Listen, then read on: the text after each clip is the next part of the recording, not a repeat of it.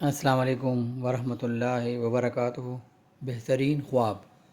رسول اللہ صلی اللہ علیہ وآلہ وسلم نے فرمایا، جس شخص نے خواب میں مجھے دیکھا وہ عنقریب بیداری میں بھی مجھے دیکھ لے گا۔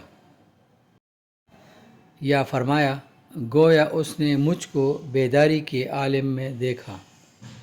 شیطان میری صورت اختیار نہیں کر سکتا۔ رواہ بخاری، حدیث نمبر ہے 6993۔ اللہ تعالیٰ سے دعا ہے کہ وہ مجھے اور آپ کو دنیاوی اور آخرت کی زندگی میں رسول اللہ صلی اللہ علیہ وآلہ وسلم کا دیدار نصیب فرمائے۔ آمین ثم آمین۔